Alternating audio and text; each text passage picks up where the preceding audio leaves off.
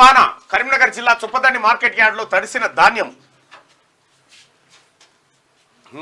అమీర్పేటలో రోడ్డుపై నిలిచిన వర్షపు నీళ్లు. సిటీలోకి ఐకియా సమీపంలో భారీగా ట్రాఫిక్ జామ్ వచ్చిందట. రాష్ట్ర వ్యాప్తంగా పలు జిల్లాల్లో కుండపోత. కొనుగోలు సెంటర్లలో తడిసిన వడ్లు, పిడుగులు పడి చెట్లు విరిగి గోడ కూలి 6 మృతి. హైదరాబాద్లోని భారీ వర్షం, ట్రాఫిక్ జామ్తో జనం అవస్థలు. ఈదురుగాలులకు కూలిన చెట్లు, కరెంటు స్తంభాలు. మరో 5 రోజులు వర్షాలు వస్తాయంట. రెడ్డిగా రాష్ట్ర వ్యాప్తంగా గాలివాన బీభత్సం సృష్టించింది. వివిధ జిల్లాలో మంగళవారం కుండపోత వానలు కురవగా కొన్ని చోట్ల వడగండ్లు పడ్డాయి. భారీ వర్షాలకు కొనుగోలు సెంటర్ల దగ్గర వడ్ల కుప్పలు తడిసిపోయాయి. కోతలు పూర్తిగా ఆరబోసుకున్న వడ్లు వాన నీళ్ళలో కొట్టుకుపోయాయి. అనేక చోట్ల చెట్లు, పోల్స్ విరిగిపోవడంతో కరెంటు సప్లై నిలిచిపోయింది. వర్షం దాటికి 6 మృత్యువాత పడ్డారు. సంగారెడ్డి, సిద్దిపేట జిల్లాలో పిడుగుపడి 2, వరంగల్ జిల్లాలో చెట్టు విరిగి పడి మరొకరు చనిపోగా, గోడకూలి మెదక్ జిల్లాలో 2, బాచుపల్లిలో 1 చనిపోయారు. హైదరాబాద్ సిటీలోనూ అనేక ప్రాంతాల్లో ఉరుములు మెరుపులతో వర్షం దంచి కొట్టింది.